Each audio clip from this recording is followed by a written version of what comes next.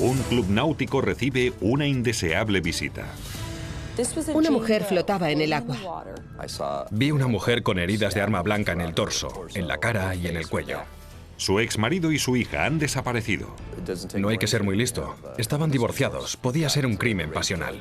Pero la víctima también tenía otros enemigos. Le dijo, te daré tu merecido, no tengo miedo, te haré la vida imposible. ¿Podría una esponja y una caja de cartón llevar a un asesino ante la ley? En nuestra profesión, eso es una pista.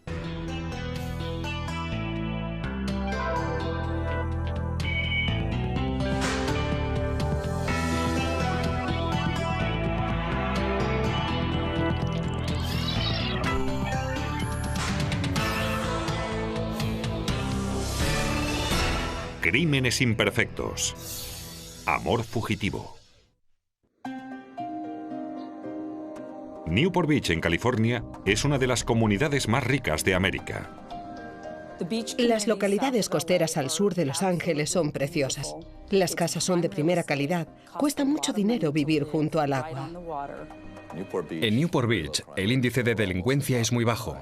Casi siempre se trata de delitos contra la propiedad. Sin embargo, una mañana de septiembre en el Club Náutico del puerto de Newport, el propietario de un yate vio una sábana cubriendo lo que parecía ser un cadáver en el agua. Cuando llegué al muelle, vi a una mujer parcialmente vestida, con numerosas heridas de arma blanca en el torso, la cara, el cuello y la espalda. De las 52 heridas de arma blanca, 2 en el cuello, le habían cortado la yugular y la carótida. Sin atención médica de inmediato, debía haberse desangrado y fallecido en pocos minutos. La víctima no tan solo había sido acuchillada repetidas veces, sino que su cuerpo todavía llevaba insertada un arma blanca. Un cuchillo en el ojo. Eso indicaba que había sido alguien que odiaba profundamente a esa mujer. He visto muchísimas víctimas con ese tipo de heridas, pero nunca con el cuchillo todavía clavado. Envuelta en la sábana, los investigadores encontraron una segunda arma homicida. Era una navaja envuelta en los pliegues de la sábana, y todavía llevaba restos de sangre y de tejido. Pero la víctima no llevaba ninguna identificación y costaba deducir el tiempo que había permanecido en el agua. El efecto del agua en sus dedos había sido tal que inicialmente no pudimos identificarla mediante sus huellas dactilares. Los investigadores encontraron una posible prueba a unos 100 metros del cadáver. Cerca del cadáver encontramos una caja de cartón flotando y pensamos que podía tener alguna relación con la difunta, por lo que nos la llevamos. La caja había contenido un televisor de 27 pulgadas y los detectives pensaron que podía haber servido para transportar el cadáver.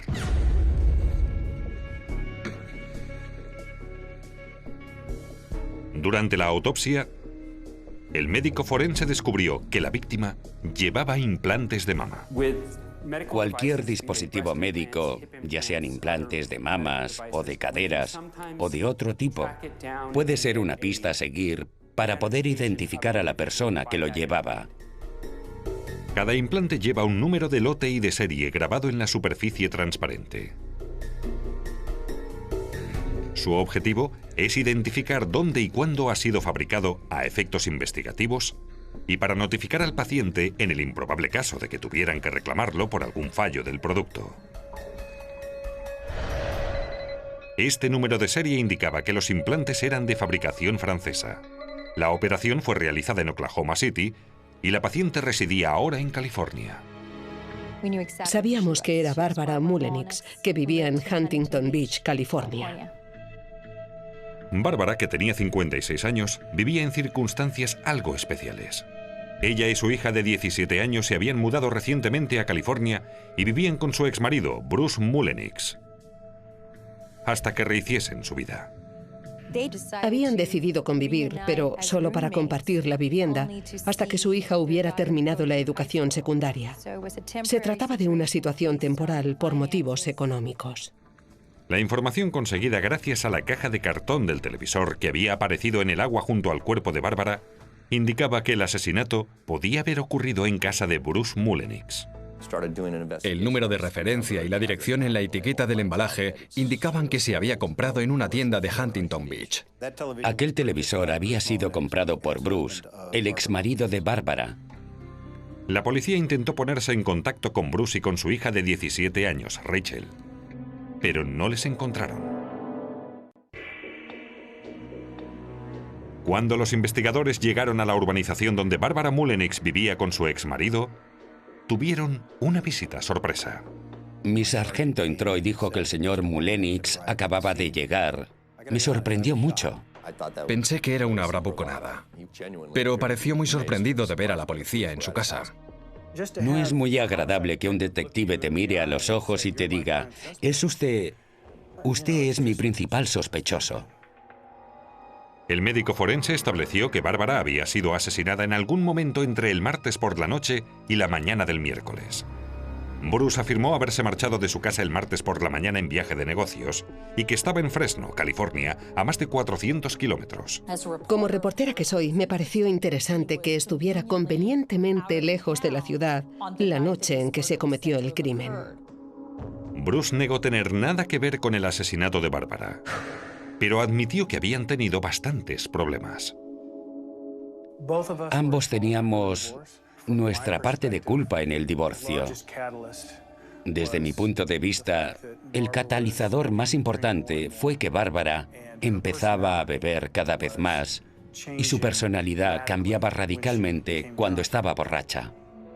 El registro de la casa de Bruce no reveló ninguna señal de que hubieran forzado la entrada. Pero el colchón y el somier del dormitorio de Bárbara habían desaparecido. En nuestra profesión, eso es una pista.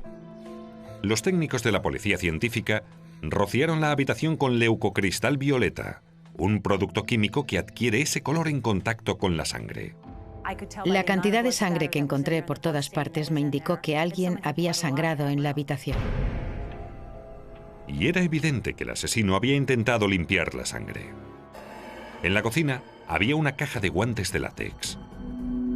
Y en la mesilla de noche apareció una esponja amarilla. La esponja presentaba una mancha roja que resultó ser sangre.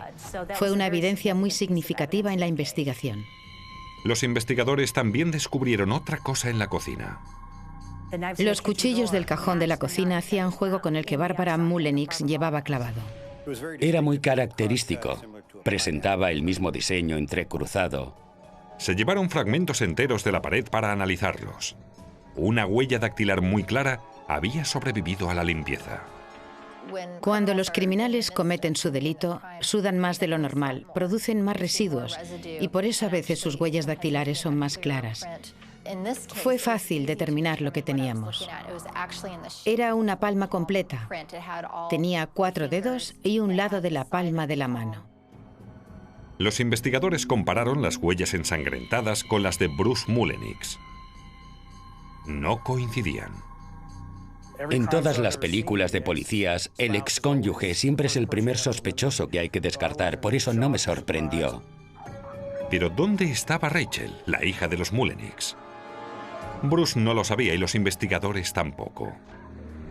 Antes de que Bruce regresara a casa, me preocupaba que Rachel también hubiera sido asesinada. No sabíamos nada de Rachel ni en qué estado estaba. Intentamos llamarla al móvil, pero no contestaba. Saltaba su buzón. La última vez que había sido vista, estaba con su novio la víspera del asesinato. Fueron al cine, irónicamente, a ver La joven del agua. Pero a pesar de su desaparición, Bruce estaba convencido de que su hija no tenía nada que ver con el asesinato de Bárbara. No creo que haya participado. No creo que Rachel haya tenido nada que ver con el asesinato. Pero la policía no está tan segura. Los investigadores preguntaron a los vecinos que vivían cerca de la casa adosada de Bruce Mullenix si alguien había visto u oído algo sospechoso la noche del asesinato de Bárbara. Uno de los vecinos que vivía justo al lado dijo que hacia las 2 de la mañana le habían despertado unos gritos que duraron unos 30 o 45 minutos y que en aquel momento había dicho que no le sorprendería que estuvieran asesinando a alguien. Cuando hizo esta declaración a la policía no sabía qué había sucedido. Puesto que Bruce Mullenix estaba de viaje, la única persona que podía haber estado en la casa era su hija Rachel, de 17 años, ahora en paradero desconocido. Como era tan joven, tenía 17 años, las autoridades estaban preocupadas, por lo menos al principio, por si también le había ocurrido algo grave. El padre de Rachel contó a los investigadores que su hija salía con un chico, un tal Ian Allen, de 21 años, y que Barbara no aprobaba aquella relación. Cuando Ian Allen apareció en sus vidas, y Rachel no tan solo se enamoró, sino que también empezó a hablar de casarse con él, creo que Barbara temió quedarse sola. Cuando Barbara se dio cuenta de que Ian se acostaba con su hija de 17 años, le amenazó con denunciarle por violación.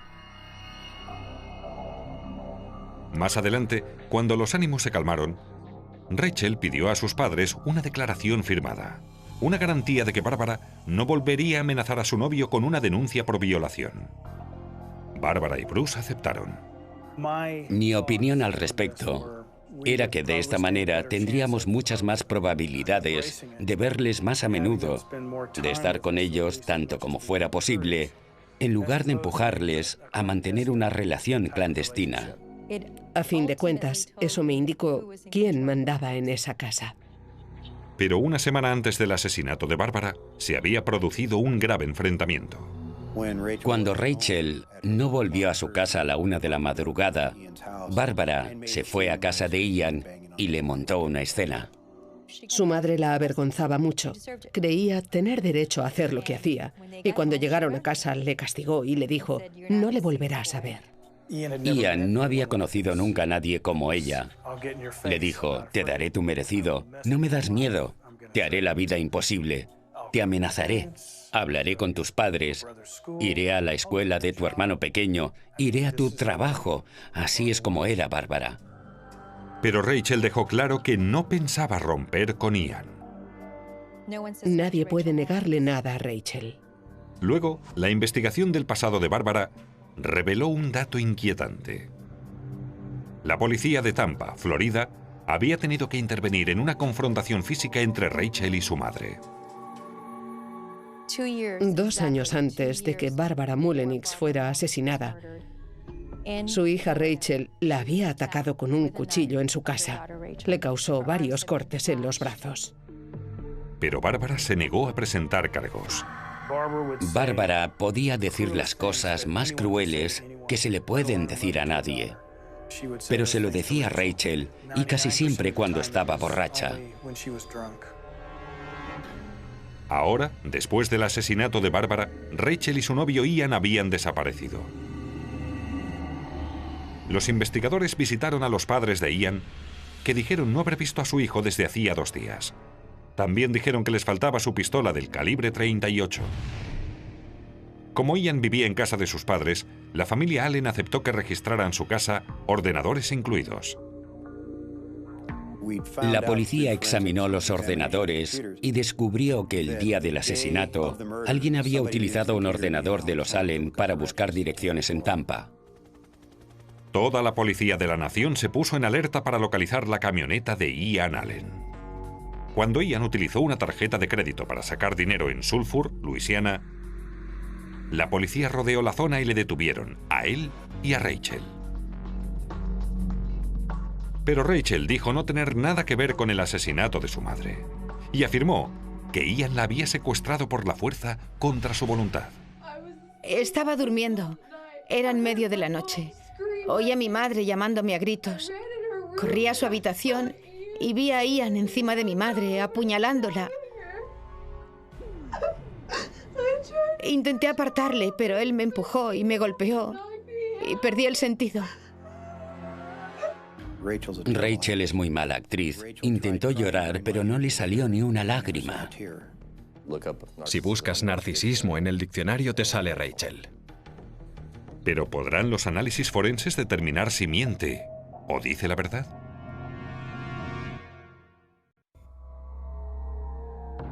Tras ser detenido, Ian Allen confesó haber asesinado a Barbara Mullenix, pero insistió en que lo hizo él solo. ¿Fuiste con la intención de matarla? Fui a su casa con la intención de amenazarla, asustarla. Pero muy pronto se me fue de las manos. Mientras tanto, Rachel Mullenix insistía en afirmar que era una víctima inocente. Su versión de los hechos era que Ian la había secuestrado, golpeado y había perdido el conocimiento. Había despertado en la habitación de un motel y no tenía nada que ver con la muerte de su madre ni con lo sucedido con su cadáver. Nadie me dice nada. ¿Qué está pasando? De acuerdo. Estás detenida por el asesinato de tu madre. ¿No sabe que me secuestraron? ¿No lo sabe? Eso es lo que tú dices. ¿Qué quiere decir con eso? Es la verdad. Tenemos pruebas que demuestran lo contrario. ¿Pero qué está diciendo? Rachel ignoraba que los investigadores tenían pruebas forenses que la implicaban en el asesinato de su madre. Habían encontrado el ADN de Rachel en la esponja amarilla encontrada en el dormitorio de Bárbara. La esponja utilizada para limpiar la sangre de Bárbara. Rachel había dicho que no tenía nada que ver con el homicidio, pero el hallazgo de su ADN en la esponja que había servido para limpiar el escenario del crimen estableció que se había encontrado allí en el momento del asesinato.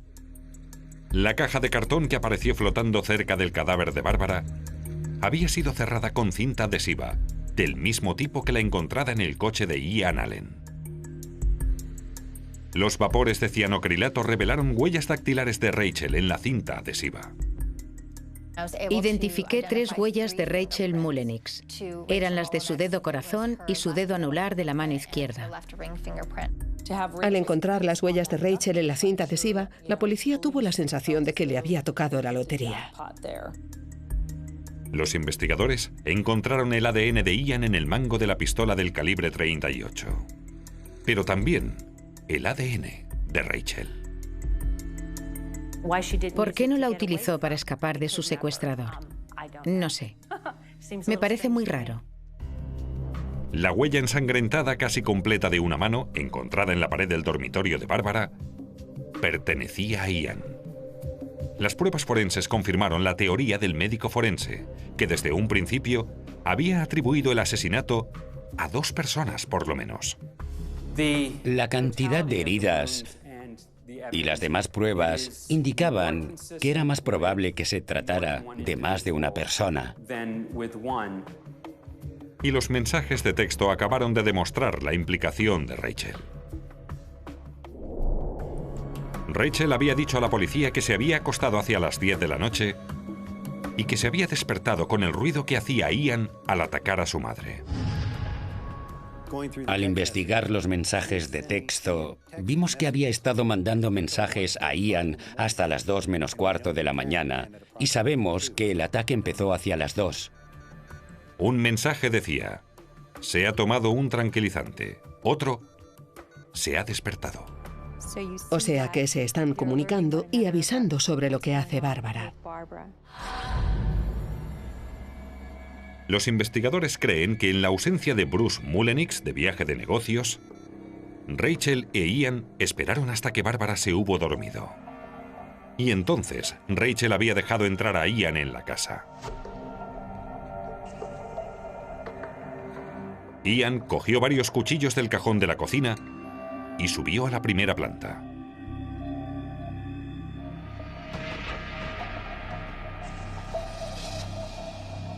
Las pruebas sugieren que los dos entraron en el dormitorio de Bárbara. Le asestaron más de 50 cuchillazos. La sangre salpicó las paredes y el techo y empapó el colchón. En algún momento del ataque, uno de ellos le clavó el cuchillo de la mantequilla en el ojo, cuando todavía estaba viva, en un malvado acto de despecho y desprecio. Rachel empleó la esponja para limpiar la sangre, pero dejó en ella su ADN. Ian dejó las huellas de sus dedos y su mano en la pared.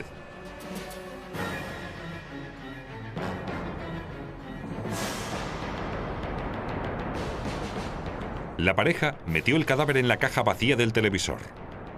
Y Rachel la cerró con cinta adhesiva, dejando en ella la huella de sus dedos.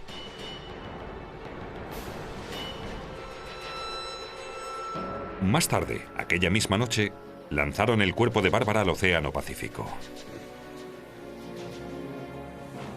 Los investigadores encontraron restos de un colchón quemado en las vías del tren cerca del lugar de trabajo de Ian. Al parecer, fue aquí donde Rachel y Ian quemaron lo que creían ser la última prueba del asesinato. En el juicio, Rachel declaró en su propia defensa, afirmando que no era una asesina. Yo no le hice eso a mi madre. No estoy diciendo que sea completamente inocente, pero planificar y matar a mi mamá no lo haría jamás. El jurado no la cree. Rachel fue declarada culpable de asesinato. Este jurado declara a la acusada Rachel Mullenix culpable de asesinato. Y fue condenada a una pena de entre 25 años de cárcel y cadena perpetua. Lo más extraño del caso es que solo faltaban unos meses para que Rachel cumpliera los 18 años. Si hubiera esperado hasta entonces, su madre no habría podido hacer nada. No habría ningún impedimento legal para estar con Ian. En un juicio aparte, Ian Allen también fue declarado culpable del asesinato de Bárbara Mullenix y recibió la misma condena. Tras su juicio, Ian admitió ante la policía lo que las pruebas forenses ya habían demostrado, que Rachel había estado involucrada desde el principio. Cuando vio que su vida se había terminado y que ella pretendía cargarle con toda la culpa, terminó su lealtad. Ella mató a su madre. Ella le ayudó a matar a su madre. Eso es innegable. Los miembros del jurado esperan ver pruebas forenses. Si no las tiene, resulta muy difícil demostrar la culpabilidad. Las pruebas forenses fueron muy importantes, especialmente para la acusación contra Rachel. En aquel juicio, el hecho de que las pruebas forenses demostraran que Rachel mentía fue absolutamente decisivo.